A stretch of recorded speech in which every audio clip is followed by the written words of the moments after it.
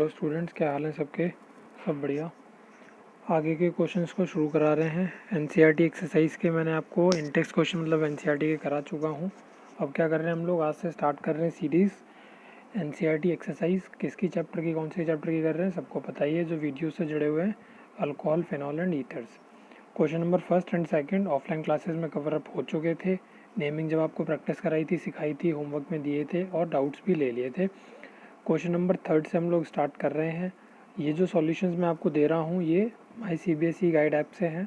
आप चाहें तो वहाँ से पीडीएफ डाउनलोड करके देख सकते हैं, समझ सकते हैं, लिख सकते हैं। चलिए स्टार्ट करते हैं हम लोग क्वेश्चन नंबर थर्ड से। तो बोल रहा है कि ये क्वेश्चन बहुत आसान है, कोई ज़्यादा बड़ी बात नहीं है। इस क्वेश्चन को करने में कोई भी कर सकता है आसानी से। आपको एक फार्मूला दिया गया है C5H12O। इसके आइसोमेरिक एल्कोहल्स बनाने सबके, और क्या लिखना है, IUPAC नेम लिखना है। अल्कोहल बनाने ये पता चल गया, मतलब OH ग्रुप लगाना है मुझे। मेरे 5 कार्बन, 12 हाइड्रोजन और 1 ऑक्सीजन से ज़्यादा नहीं होना चाहिए, और उनके सबके IUPAC नेम देने हैं। और साथ साथ में करना क्या है आपको इसमें, फिर उनको प्राइमरी, सेकेंडरी और टर्शरी भी बताना है। तो हम क्या करेंगे, एक एक करके सिंपल से स्टार्ट करेंगे और धीरे धीरे ब्रांच बढ़ाते चलेंगे। साथ साथ में ये भी देखते चलेंगे कि कोई स्ट्रक्चर रिपीट तो नहीं हो रहा। स्टार्टिंग विद सिंपलेस्ट पेंटेनॉल या pentene वनॉल, CH3 CH2 CH2 CH2 और OH। यहाँ पे चेक भी कर लेंगे एक बार। 1 2 3 4 5 कार्बन हो गए मेरे पास में। 3 2 5 2 7 2 9 2 11, एक 12 हाइड्रोजन हो गए और 1 ऑक्सीजन हो गया। तब पेंटेन वनॉल बन सकता है। उसके बाद और क्या कर सकते हैं हम लोग, अब धीरे धीरे OH को शिफ्ट करेंगे, पेंटेन 2 ओल बनाएंगे, पेंटेन 3 ओल बनाएंगे। ये काम कर सकते हैं या ब्रांचिंग लगा सकते हो आप। जैसे मैं आपको पहले बिना ब्रांच वाले दिखा देता हूँ। ये देखिए, जो मैं ये कह रहा था, आप दूसरे नंबर पे इसे बनाइएगा सिंपल को। मैं पेंटीन 1 ओल बना लिया, पेंटीन 2 ओल बना लेते हैं। उसके बाद पेंटीन 3 ओल बना लेते हैं। ये देखिए पेंटीन 3 ओल बन गया। ठीक, अब क्या मैं इस OH को इधर शिफ्ट करके पेंटीन 4 ओल भी बना सकता हूँ? जी नहीं, पेंटीन 4 ओल कुछ नहीं होता, वो 1 2 पेंटीन 2 ओल बन जाएगा। यानी कि सबसे पहले देखो, आइसोमर्स बनाने का सिंपल तरीका यही है। इसमें उल्टे सीधे दिए हैं, मैं आपको एक तरीका बताता हूँ कि आपको क्या करना है। आइसोमर जब भी बनाते हो आप सिंपलेस्ट से शुरू करो। जैसे हमें देख लिया कि 5 कार्बन है, तो मैं 5 कार्बन पे सिंपलेस्ट OH को पहले कार्बन पे लेके शुरू करूँगा। एक एक करके OH को मैं शिफ्ट करता जाऊँगा, और ऐसा काम जब तक करूँगा जब तक सेम स्ट्रक्चर रिपीट ना हो जाए। पेंटीन 1 ओल बना दूंगा, इधर कर दूंगा तो पेंटीन 2 ओल, इधर कर दूंगा तो पेंटीन 3 ओल, इधर लगाऊंगा तो पेंटीन 4 ओल नहीं होगा, पेंटीन 2 ओल बन जाएगा फिर से। तो ये हम कर नहीं सकते। यानी कि OH को इतनी ही ब्रांच लगा के आप सिर्फ 3 स्ट्रक्चर बना सकते हो। अब देखते हैं अब कैसे बना सकते हैं स्ट्रक्चर, फर्दर आप ब्रांचिंग करके बना सकते हैं। तो अब ब्रांचिंग का देख लेते हैं। सिंपल ब्रांच करेंगे एक पहले। ठीक, ये देखिए एक ब्रांच लगा दी मैंने, CH3 को मैंने एक ब्रांच पे लगा दिया। यानी कि अब मैं क्या करना चाह रहा हूँ, अब मैं ब्यूटेनॉल के बनाना चाह रहा हूँ। अब मैं ब्यूटेनॉल रखूँगा और ब्रांच को बदलूँगा। ठीक, देखो क्या बन गया, पहले ये रहा पहला कार्बन, ये रहा दूसरा कार्बन, दूसरे पे क्या लगा हुआ है, मिथाइल लगा हुआ है, तो 2 मिथाइल ब्यूटेनॉल बन गया। आप इस मिथाइल को क्या कर दो, अगर यहाँ कर देता हूँ मैं तो क्या होगा, ये अगर मैं इस मिथाइल को उठा के यहाँ पे कर देता हूँ तो इसका नाम क्या हो जाएगा, 3 मिथाइल ब्यूटेनॉल हो जाएगा। कोई ये तो नहीं कहेगा कि 2 मिथाइल ही रहेगा, ये कि मैं यहाँ से गिनती शुरू कर दूंगा, बिल्कुल नहीं। ब्यूटेनॉल फंक्शन ग्रुप को आप फर्स्ट पोजीशन पे रखोगे। तो आप क्या कर सकते हो, एक बार तो आपने CH3 को यहाँ लगा दिया, दूसरा पॉसिबिलिटी ये है कि आप CH3 को यहाँ लगा दो। तो पहली ब्रांच, एक ब्रांच रखते हुए CH3 की, 2 पॉसिबिलिटी थी ब्यूटेनॉल में, हमने दोनों बना दी, 2 मिथाइल ब्यूटेन वनॉल और 3 मिथाइल ब्यूटेन वनॉल। उसके बाद में क्या कर सकते हैं, अभी तो हमने OH को यहाँ पे अटैच कर रखा था ना पहले कार्बन पे, आप OH की भी तो पोजीशन को चेंज कर सकते हो। OH को यहाँ कर दो, अगर OH को यहाँ कर दोगे तो क्या हो जाएगा, ये 1 2 3 4 दिखा रहा हूँ मैं आपको, 1 2 3 4, यहाँ पे CH3 हो जाएगा। तो क्या बोल देंगे हम इसको, 2 मिथाइल ब्यूटेनॉल। भाई पहले किस पे अटैच है, दूसरे ग्रुप पे अटैच किया हमने अल्कोहल को, थ्रू 2 मिथाइल ब्यूटेन 2 ओल बन जाएगा। यानी कि आप इसको भी स्ट्रक्चर को बना सकते हो। देखिए इन्होंने फर्दर प्रोपेनॉल पे पहुंच गए, ब्यूटेनॉल छोड़ के प्रोपेनॉल बना दिया, 3 कार्बन, तीनों पे क्या लगा दिया, यहाँ पे ब्रांच बना दी। तो कहने के लिए तो देख पाओगे आप कि इस वाले कार्बन से एक ही कार्बन अटैच है, तो ये क्या है, ये प्राइमरी है, और नाम क्या बन जाएगा, 2 2 डाइमिथाइल प्रोपेनॉल बन जाएगा। ये तो मैं बता ही चुका हूँ आपको। ब्यूटेनॉल में जो मैं आपको बता रहा था, देखो ये वाला था, वो ये बन सकता है 3 मिथाइल ब्यूटेन 2 ओल। कहने का मतलब आइसोमर सब बना सकते हैं। 12th क्लास में आके कोई आइसोमर नहीं बना पा रहा, मतलब उसकी कंडीशन बहुत बेकार है। बनाने का तरीका सिर्फ आप एक ही ध्यान रखिए कि आप 5 कार्बन है तो सारे पहले पेंटेनॉल बना लो, फिर ब्रांचिंग में करके सारे ब्यूटेनॉल जितने भी बन सकते हैं वो बना लो, फिर प्रोपेनॉल पे चलो। इस तरीके से करना है, ठीक है। खिचड़ी पकाओगे तो खुद ही कन्फ्यूज़ हो जाओगे क्या बन गया क्या नहीं बना। उसके बाद में ये और बन सकता है एक आपका 2 मिथाइल ब्यूटेन टूल ब्यूटेनॉल में, जो मैं अभी ऊपर बता रहा था ना 2 मिथाइल ब्यूटेन टूल, एक ये बन सकता है।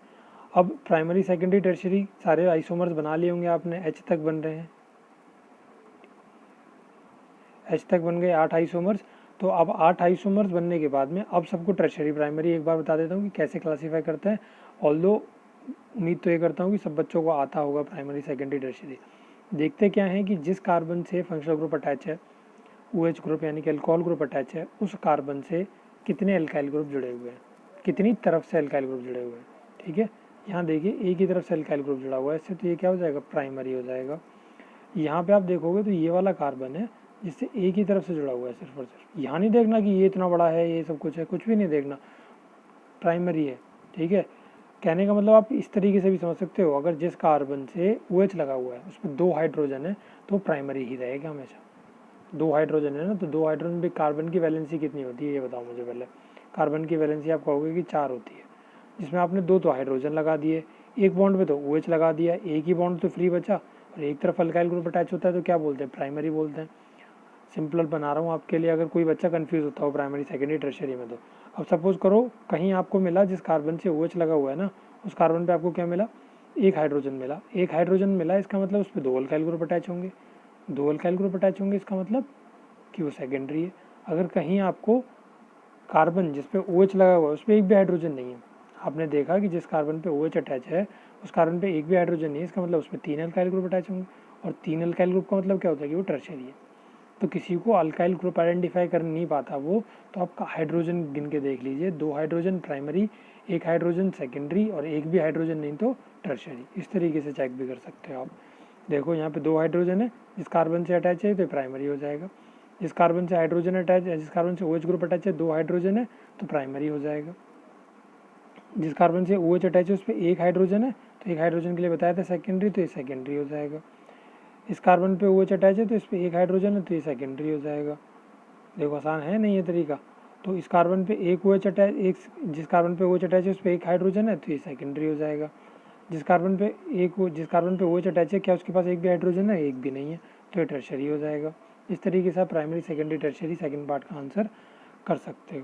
उसके बाद नेक्स्ट क्वेश्चन है, ये क्वेश्चन मैं आपको पीछे भी समझा चुका हूँ थ्योरी में, तो आप चाहें तो थ्योरी में से आंसर ढूंढ के लिख सकते हैं इसका, और पीछे नोट्स में मिल जाएगा आपको। मतलब एग्जैक्ट आंसर इसका नहीं मिलेगा बट रीज़न मिल जाएगा कि हाँ अल्कोहल का बॉइलिंग पॉइंट हायर क्यों होता है हाइड्रोकार्बन से कंपेरेबल मॉलिक्यूलर मास अगर हम ले ले तो सिंपल सी बात है, हायर बॉइलिंग पॉइंट का रीज़न यही था अल्कोहल के अंदर कि अल्कोहल के अंदर क्या होती है, हाइड्रोजन बॉन्डिंग होती है, जबकि एल्केन के अंदर weak van der Waals forces होती है। कम टेम्परेचर पे भी वैन डर वाल्स फोर्सेज या वैन डर वाल्स फोर्सेज के द्वारा जो बने हुए बॉन्ड होते हैं वो टूट जाते हैं, लेकिन हाइड्रोजन बॉन्ड जो होते हैं वो क्या होते हैं, स्ट्रॉन्ग होते हैं, तो हाई टेम्परेचर पे जाके टूटेंगे। इसीलिए अल्कोहल यानी कि प्रोपेनॉल हायर बॉइलिंग पॉइंट दिखाएगा एज़ कम्पेयर टू ब्यूटेन। तो जो मैंने आपको बोला है, आप चाहें तो वो अपने वर्ड्स में आंसर फ्रेम कर सकते हैं, आप चाहें तो नोट्स को रेफ़र कर सकते हैं, और आप चाहें तो यहाँ से इस आंसर को भी लिख सकते हैं। It's up to you. Next question है कि alcohols are comparatively more soluble in water than hydrocarbons of comparable molecular masses. ये भी मैंने आपको अल्कोहल्स और फिनॉल्स पढ़ाए थे, जहाँ उनकी फिजिकल प्रॉपर्टीज़ पढ़ाई थी, उसमें आपको सॉल्युबिलिटी पढ़ाई थी। आप चाहें तो वो वीडियो को देख सकते हैं, थंबनेल में मिल जाएगा आपको लिखा हुआ, शायद 3rd वीडियो होगी चैप्टर की, उसमें आपको मिल जाएगा। अल्कोहल्स की फिजिकल प्रॉपर्टीज़ वाली वीडियो प्ले करके देखिएगा, वहाँ से आपको क्लियर हो जाएंगी चीज़ें। तो यहाँ पे रीज़न वही है कि अल्कोहल्स जो हैं वो ज़्यादा सॉल्युबल है पानी के अंदर, क्यों, क्योंकि वो पानी के अंदर घुलने के बाद क्या बना लेते हैं, हाइड्रोजन बॉन्ड बना लेते हैं, जबकि हाइड्रोकार्बन्स पानी के अंदर घुलने के बाद हाइड्रोजन बॉन्ड की फॉर्मेशन नहीं कर सकते। और क्यों नहीं कर सकते, क्योंकि वो नॉन पोलर है, जबकि अल्कोहल्स क्या है, पोलर होते हैं नेचर में, तो पानी के अंदर डालने पे वो हाइड्रोजन बॉन्ड की फॉर्मेशन कर देंगे, इसीलिए वो आसानी से घुल जाएंगे। यही सेम आंसर यहाँ पे लिखा है, चाहे तो आप यहाँ से कॉपी कर सकते हैं, आप अपने वर्ड्स में फ्रेम कर सकते हैं, या फिर अगेन वही सेम बात है, आप नोट्स को रेफर कर सकते हैं। नेक्स्ट क्वेश्चन है 6th, हाइड्रोबोरेशन ऑक्सीडेशन रिएक्शन क्या होती है, पीछे नोट्स में कवर अप हो रखी है आपके, आप जाके मार्क कर दीजिएगा वहाँ पे हाइड्रोबोरेशन ऑक्सीडेशन रिएक्शन लगा दीजिएगा आंसर 6th, कोई ज़रूरत नहीं है इसे नोटबुक में आपको क्वेश्चन को करने की। Give the structure and IUPAC name of monohydric phenols with the molecular formula C7H8O। बोला IUPAC नेम बनाने हैं मोनोहाइड्रिक फिनॉल्स के, और उसका नाम क्या, जो फार्मूला क्या दिया है इसने, C7H8O दिया है। C7H8O इसका मतलब फिनॉल्स लेने हैं, ये बात तो क्लियर ही है। फिनॉल्स का क्या होता है, C6H5OH, ये होता है। ये देख लिया मैंने, C6H5OH। मेरे पास क्या क्या एक्स्ट्रा है यहाँ पे, एक कार्बन एक्स्ट्रा है, 3 हाइड्रोजन एक्स्ट्रा है। दैट मीन्स मेरे पास में एक CH3 ग्रुप एक्स्ट्रा है। तो मुझे क्या करना है, सिर्फ और सिर्फ फिनॉल पे मिथाइल ग्रुप लगा देना है। फिनॉल पे मुझे मिथाइल ग्रुप लगा देना है, यानी कि क्रीसोल बना देना है। और उसको की मैं पोजीशन बार बार चेंज करता रहूँगा, तो क्या बन जाएंगे मेरे पास में, आइसोमर्स बन जाएंगे, डिफरेंट स्ट्रक्चर बन जाएंगे। देखो CH3 एक बार यहाँ पे अटैच कर दिया तो 2 मिथाइल बोल देंगे, यहाँ पे कर दिया तो 3 मिथाइल बोल देंगे, यहाँ पे कर दिया तो 4 मिथाइल बोल देंगे, और यहाँ पे करोगे फिर से तो फिर से 3 मिथाइल बनेगा। तो कोई ज़रूरत नहीं है रिपीट करने की, यही 3 स्ट्रक्चर बन सकते हैं। तो बात समझ में आई होगी आपको कि CH3 ग्रुप लगाना है कैसे पता चला। आप पहले ये देख लो कि भाई फिनॉल है, फिनॉल का फॉर्मूला तो हमें पता है कि C6H5OH होता है। और यहाँ पे मेरे को इतनी चीज़ें गिवन है, मेरे को क्या करना है, कैसे लगाना है, वो क्लियरली देख लूँगा और रिप्लेस कर दूँगा। नेक्स्ट देखिए आगे, while separating a molecular mixture of ortho and para nitrophenols by steam distillation. ये क्वेश्चन मैं नोट्स में कवर अप करा चुका हूँ, क्वेश्चन की फॉर्म में ही आपको वहाँ पे आंसर लिखवाया है। स्टीम वॉलेटिलिटी वहाँ जाके आप देख सकते हो, रेफर कर सकते हो। और जब मैं आपको पढ़ा रहा था तब भी मैंने बताया था कि NCERT की एक्सरसाइज का क्वेश्चन नंबर 8 है, मार्क कर लीजिए। जिन्होंने बच्चों ने वो वीडियो देखी उन्होंने मार्क ज़रूर करा होगा। चलिए आगे चलते हैं। नेक्स्ट क्वेश्चन कह रहा है कि preparation of phenol from cumene. ये रिएक्शन हम कर चुके हैं, जहाँ हमने हेडिंग डाल ली थी प्रिपरेशन ऑफ फिनॉल। अलग अलग तरीके से फिनॉल की प्रिपरेशन करी थी, 4 मेथड हमने पढ़े थे। उसमें जो तीसरा मेथड पढ़ा था वो हमने पढ़ा था क्यूमीन से किस तरीके से प्रिपरेशन करते हैं। तो आपको ये रिएक्शन नोटबुक में लिखने की कोई ज़रूरत नहीं है, आप वहाँ से क्या कर सकते हो, वहाँ आंसर को मार्क कर सकते हो। नेक्स्ट क्वेश्चन है, केमिकल रिएक्शन लिखिए फिनॉल की क्लोरोबेंजीन से कैसे बनता है। ये भी कराया है, ये भी कॉपी में लिखा है, आपके डाउस प्रोसेस बताया था वहाँ पे। डाउस प्रोसेस है, नोट्स में जाएंगे पीछे प्रिपरेशन ऑफ फिनॉल में, तो 9th और 10th दोनों प्रिपरेशन ऑफ फिनॉल्स में वहीं आपको रिएक्शन मिल जाएंगी। There is no need to write these reactions again and again in your notebook, you can simply mark them in your notes. Next कह रहा है कि hydration of ethene to ethanol बताइए, इसका मैकेनिज्म बताइए। ये भी नोट्स में आपके, आप पीछे जाएंगे मिल जाएगा आपको कि किस तरीके से एल्कीन से अल्कोहल बनाना है, इसका मैकेनिज्म आप देख सकते हो, आपको करा रखा है पीछे नोट्स में। और आप चाहें तो यहाँ से भी कॉपी कर सकते हैं। आप कमेंट बॉक्स में बता सकते हैं कमेंट करके, अगर आपको कोई क्वेश्चन इस तरीके से मैं बोल रहा हूँ कि नोट्स में है और आपको नोट्स में नहीं मिलता, तो आप, अगर आपको नहीं भी ये नोट्स में मिलता है तो एक रिएक्शन पढ़ाई थी ना मैंने जिसमें इसका उल्टा मैकेनिज्म कराया मैंने आपको जो रिएक्शन कराई है उसमें इसका मैकेनिज्म उल्टा वाला है, तो आप उस रिएक्शन को रेफर कर सकते हैं। इस मैकेनिज्म को रिवर्स करके लिख दीजिएगा। और नहीं भी समझ में आता है ट्राई खुद करना, नहीं समझ में आता है तो कमेंट सेक्शन में कमेंट करना। नेक्स्ट वीडियो जो लेके आएंगे ना, जिसमें NCERT की एक्सरसाइज को फर्दर कंटिन्यू करेंगे, उसमें समझा देंगे, क्योंकि ट्राई करना चाहिए आपको थोड़ा बहुत। नेक्स्ट क्वेश्चन कह रहा है आपको बेंजीन दिया है, H2SO4 दिया है, NaOH दिया है, इनसे क्या बना देना है, हमको फिनॉल बना देना है। तो हमें सबसे पहले ये रिएक्शन करा रखी है हमने, पीछे नोट्स में कवर करा रखी है आपको। बेंजीन कंसनट्रेटेड H2SO4 के साथ में रिएक्शन कराओगे तो क्या बन जाएगा, बेंजीन सल्फोनिक एसिड बनेगा। अगर इसकी NaOH से रिएक्शन कराओगे तो क्या बनता है, सोडियम फिनॉक्साइड बनता है। वापस से H2SO4 डालेंगे तो क्या बन जाएगा मेरे पास में, फिनॉल ऑब्टेन हो जाएगा। तो ये रिएक्शन है, ये तरीका है कि क्या कर सकते हैं आप इसे बेंजीन का इस्तेमाल करते हुए, कंसनट्रेटेड H2SO4 NaOH का यूज़ करते हुए आप क्या कर सकते हो, फिनॉल को बना सकते हो फ्रॉम बेंजीन। तो एक तरीके से आप ये बोल सकते हैं कि कन्वर्जन वाली रिएक्शन थी। नेक्स्ट ये कन्वर्जन ही है। So how will you synthesise this from this 1 phenyl ethanol from an suitable alkene. Alkene से आपको क्या बनाना है, इथेनॉल बनाना है। हम क्या करेंगे, इसको वाटर करा देंगे, वाटर डाल देंगे, यानी कि क्या करा देंगे, इसका एसिड कैटेलाइज्ड हाइड्रेशन करा देंगे इसका, यानी कि H2O से रिएक्ट कराएंगे in the presence of acid. Reaction कराई थी पीछे आपको, जब आप ऐसा कराओगे तो एक कार्बन पे तो क्या चला जाता है, H चला जाता है, और दूसरे कार्बन पे क्या चला जाता है, OH चला जाता है, पता है आपको, ठीक है। तो यहाँ पे मैं H भेज दूंगा इस वाले कार्बन पे, और इस वाले कार्बन पे हम लोग OH को अटैच कर देंगे। नेगेटिव पार्ट उस वाले कार्बन पे जाता है, इस पर कम नंबर ऑफ हाइड्रोजन है तो OH नेगेटिव होता है तो इस पे आ जाएगा, और हाइड्रोजन बीइंग पॉजिटिव इस पे आ जाएगा। नेक्स्ट कह रहा है कि साइक्लोहेक्साइल मिथेनॉल बनाना है आपको एक एल्काइल हैलाइड यूज़ करते हुए बाय SN2 मैकेनिज्म। तो पहले हम क्या करेंगे, जो उसने बनाने के लिए बोला है साइक्लोहेक्साइल मिथेनॉल, उसे बना के देखते हैं कि वो क्या होता है। साइक्लोहेक्साइल मिथेनॉल बनाने के बाद में मुझे पता चला कि सोडियम हाइड्रोक्साइड से मैं क्या कर सकता हूँ, उसे ट्रीट कर सकता हूँ, क्योंकि ये जो हमारे पास में है क्लोरोमिथाइल साइक्लोहेक्सेन, उसने बोला ना आपको क्या बनाना है, साइक्लोहेक्साइल मिथेनॉल बनाना है। तो हम लोग कैसे बना सकते हैं, मेरे पास साइक्लिक कंपाउंड होगा जब भी तो बना सकता हूँ। तो पहले तो मैं साइक्लोहेक्सेन बनाऊंगा। यहाँ CH2OH चाहिए ना, तो यहाँ पे मैं क्या कर लूँगा, एक अल्काइल हैलाइड ले लूँगा, एक अल्काइल ग्रुप जोड़ दूंगा, यानी कि RX को बोल सकते हो आप इस तरीके से। और फिर क्या करेंगे हम लोग, इस NaOH के साथ में रिएक्ट कराएंगे। तो यहाँ पे जो Na और X जो होगा वो एक साथ अलग निकल जाएगा, और ये R के साथ में क्या लग जाएगा, OH ग्रुप यहाँ पे जाके अटैच हो जाएगा। इस तरीके की भी रिएक्शन हम लोगों ने पीछे कर रखी है when an alkyl halide reacts with sodium hydroxide. Next question में कह रहा है कि क्लोरोपेंटीन को बनाना क्या है, क्वेश्चन पढ़ लेते एक बार। पेंटीन वनॉल बनाना है सूटेबल अल्काइल हैलाइड यूज़ करते हुए। पेंटीन वनॉल बनाना है तो कैसे बनाएंगे, पेंटीन वनॉल तो बनेगा किससे, पेंटीन से ही बनेगा, क्लोरोपेंटीन से बनाएंगे, सोडियम हाइड्रोक्साइड से रिएक्ट कराएंगे, वही फिर से NaCl निकल जाएगा और OH यहाँ पे आके अटैच हो जाएगा। तो किसी भी अल्काइल हैलाइड से आप NaOH की रिएक्शन कराते हैं तो अल्कोहल बन जाता है। ये बात जिसको पता थी बहुत अच्छी बात है, नोट्स जिसने पीछे की चैप्टर्स की वीडियो देखी होंगी, जिसको नहीं पता वो क्या कर सकता है, यहाँ से सीख सकता है कि अल्काइल हैलाइड को आप NaOH के साथ में रिएक्ट करा दीजिए, अल्कोहल आप ऑब्टेन कर सकते हैं। नेक्स्ट क्वेश्चन है कि दो रिएक्शन देनी है जो कि शो करें कि फिनॉल एसिडिक नेचर दिखाता है, और आपको क्या करना है, फिनॉल की एसिडिटी को कंपेयर करना है इथेनॉल से।